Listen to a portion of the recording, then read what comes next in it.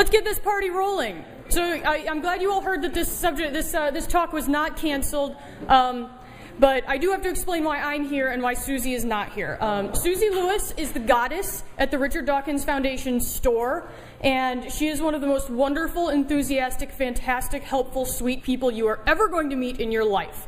That said, she's actually been having some health problems lately, and we've been in very close contact leading up to this conference. We knew she wasn't going to be able to make it, but she was planning to Skype in and do her presentation via Skype. She's just not feeling well enough today to do that, so I'm giving her talk for her today. We have a gigantic card for Susie out on the Richard Dawkins Foundation store table. If you can all go say that, sign that card and let her know how much we love her and we miss her. We're going to send it back with the merchandise that goes back, and it's going to make her day.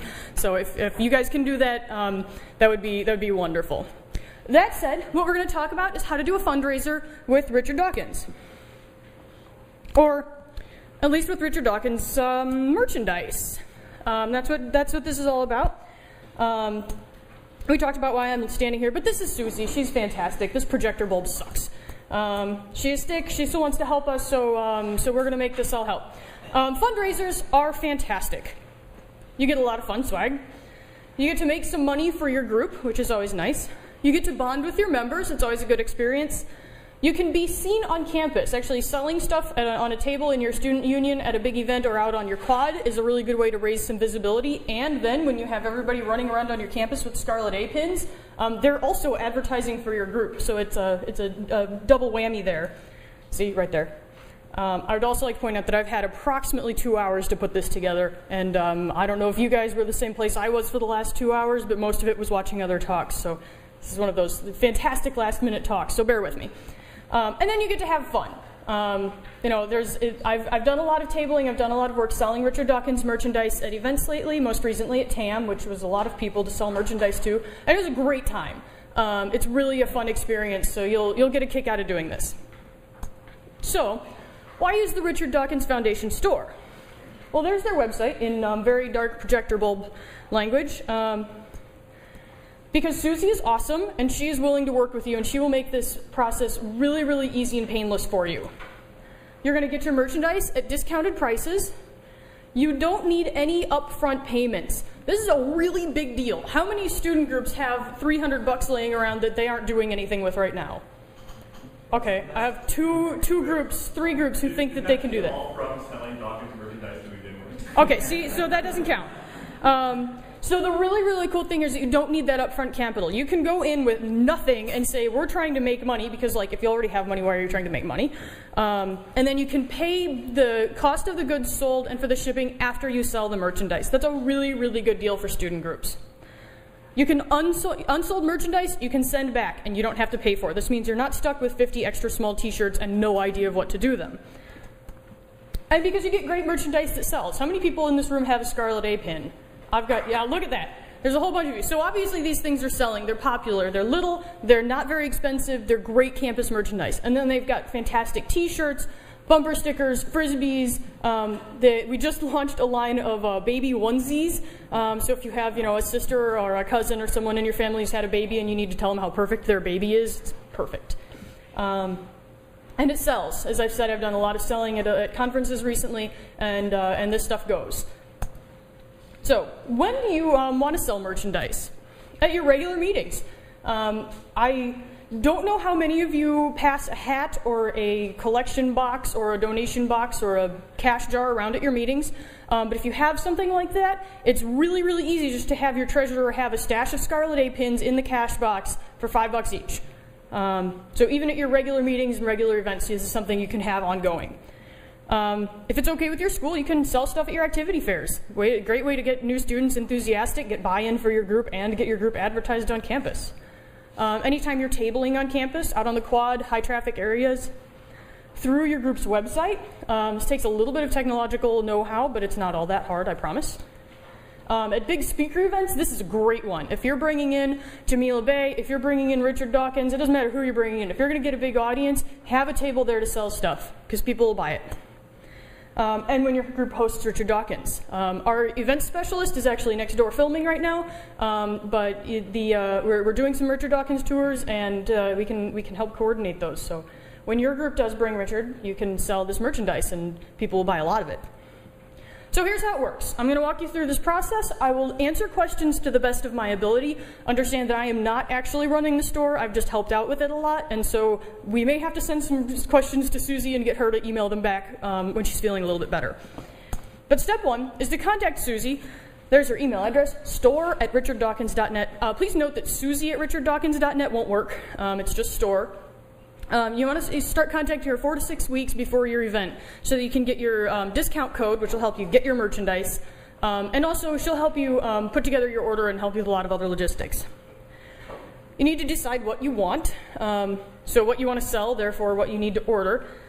Susie can help with this. SSA staff can help. We've all had a lot of experience with these sort of things, and we're here to help you. Turns out that's what we do. And then order your stuff online.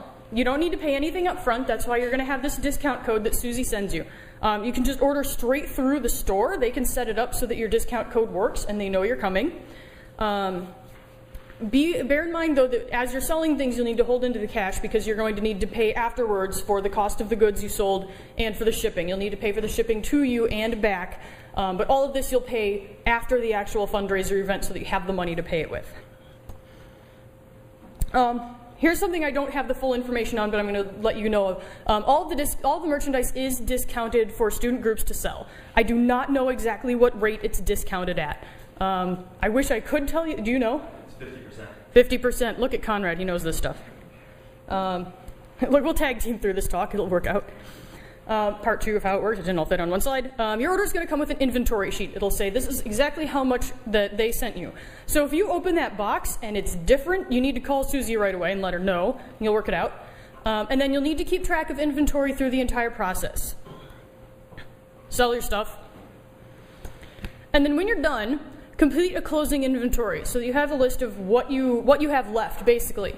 And then pack up everything that you have left over, ship it back. You need to ship it back within a week so that they can get it back. You don't want to drag this process on for months and months because that makes people cranky.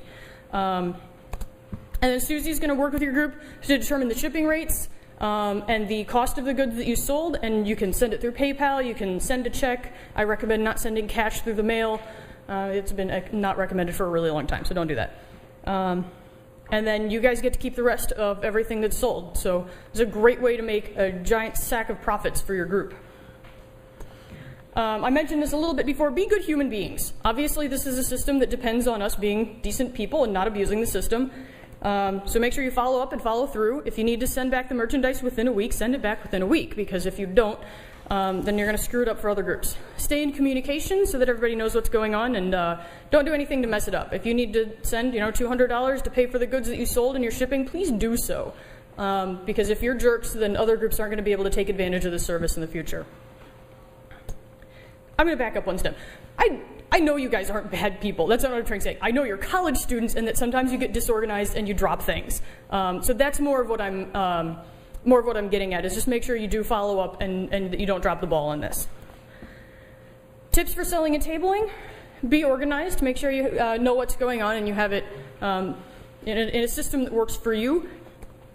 Don't over order. Again, Susie and the SSA staff can work with you to find out exactly what you need to make this work. So don't go, oh my God, on our campus of 1,300 people, we're going to order 5,000 A pins.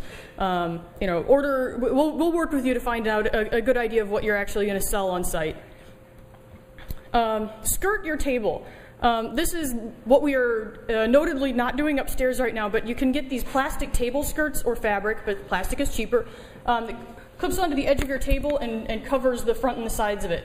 That way you can store all the boxes of inventory underneath the table, and you can just have a sample of 1 or 2 things out at a time. It keeps your table much neater, keeps the space around your table much neater, and the skirt makes you look really professional.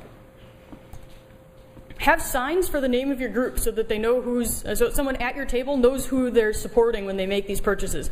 And put it at eye level. We all have a tendency to put the sign right in front of our tables, so then people come up and it's right in front of their knees. Well, I don't know about you, my eyes are not in my knees.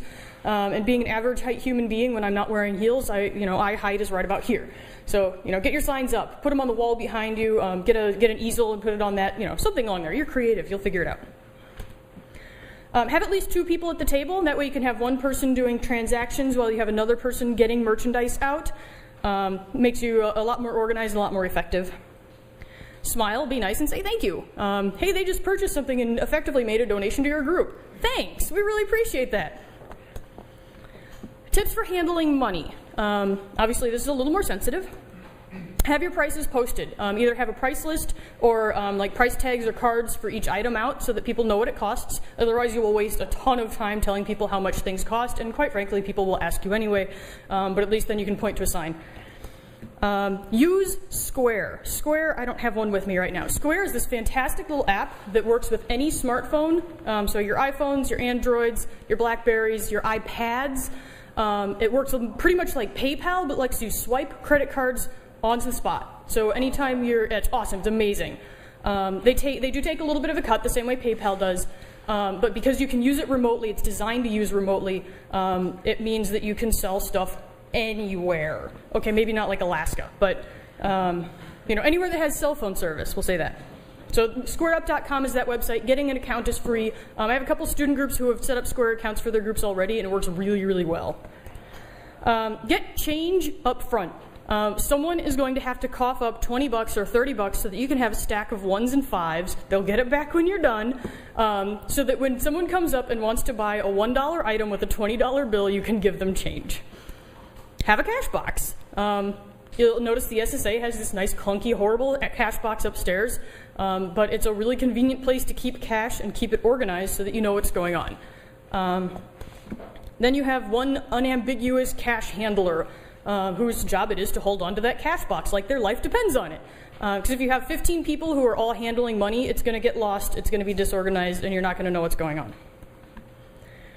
Last but not least, look, this talk ended up very short. I'll take questions because we have plenty of time. But please do go sign Susie's card. It'll mean a lot to us. It'll mean a lot to her. Or you can email her best wishes at store@richarddawkins.net. Questions? You can applaud for me if you want. I don't really need to. All right, I saw one right here first.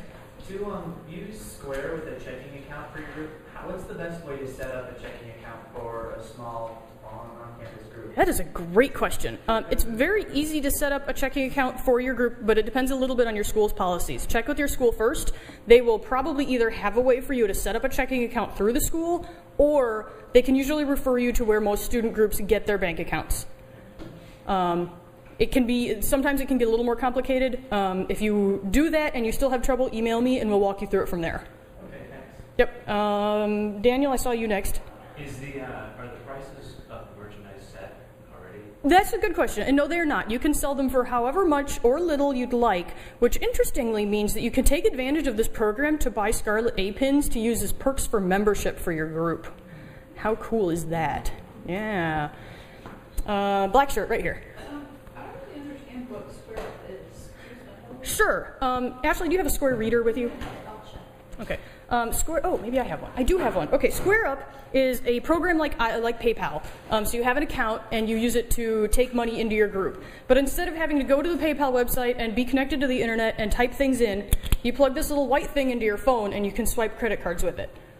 So I could take all of your credit cards and swipe $10 from each of you right now. So if you'd all like to become members of the Secular Student Life. Yeah, and then it's just an app on your phone. Oops, that's called the Facebook app. Yeah, and you just type in the amount and you swipe the card and they sign with their finger like you're in kindergarten finger painting again. It really freaks out older people. It's awesome. But it's fantastic. Then you email them a receipt and it handles the whole transaction. And then just like PayPal, it'll sit in your Square account and they'll just dump it into your checking account or mail you a check. Let's see here. Let's go with you next, Dustin. Is there like any kind of a sales tax issue that ever pops up? Is it an area thing? That's a great question. I do not know that I have the perfect answer for that. Usually the way sales tax works, it is only if there's a store or a warehouse physical location in the state. So the only place there's an RDF store is in Colorado. So that's the only place I can think you would have a sales tax problem. If you are in Colorado and you want a better answer to that question, I'd actually say email Susie about it, because she'll probably know more than I will. Kevin. So this isn't actually a question, but just as a comment about how awesome this is basically the only way my group has ever gotten money. The first event that we ever ran was actually Richard Dawkins, at a point when we only had like 8 members, which was kind of magical, but that was a different issue. But over the course of like the lecture, we ended up bringing in something like $3,000 from just selling his stuff. Yeah, and so even though you might not have Richard Dawkins, if you have a more mundane speaker like the rest of us mere mortals, you can still get in a pretty good haul from selling stuff at big events. So it is a great model. Over here in the corner. Something like the Square app. How would you go about convincing someone that you're not stealing their credit cards and whatnot? That's a great question. I have never had anybody actually think I was stealing their credit cards. Having the reader helps. Because they see this little piece of technology and they go, oh, it must be legit because obviously I haven't like hacked this together in my basement. And when you swipe it through and it gets to the end of the transaction, it puts all the little X's there up to the left. And I know that that's not enough to say I'm not stealing your stuff. Yeah, the process looks very formal, and you could pull up your browser and go to squareup.com and have them look at it. Okay. Doesn't it also give you a receipt? It does send a receipt. Phone or email? Yeah, either one. You can actually text receipts, which is really cool, or you can send them by email. Trying to bounce around. Hold on, Joe. I saw one up here. Here you are, Drew. Let's say you have a situation where you have one event this Tuesday, and then you're having another event in like 12 days later. Would they be willing if you said ahead of time? I'm sure. Something so we don't have to ship back and forth on two different ones? Yeah, absolutely. Just make sure, keep that line of communication open. And because the operation is very small and personable, they can definitely do that for you. Okay. Joe. So some places on your campus are going to have rules against selling things, or do you know in general if it's more likely that will be inside classrooms versus in quads? Is it better to seek permission or forgiveness? Generally speaking, it's better when you're dealing with selling stuff. It's probably better to seek permission and just make sure you're following the rules. And since campuses do vary wildly on what you can sell and can't sell, and where and when, check with your student life office, student activities office, to make sure you're following their policies first. We found out for this conference that the only people who are allowed to sell books at Ohio State is Barnes & Noble. And so the Revolution Books upstairs isn't allowed to sell books. They could just have them here. And then RDF has a couple of books that they usually sell that we had to pull because we can't sell them here. We'll get in serious trouble. So make sure you find out your policies and stick to them. Be good models. Other questions?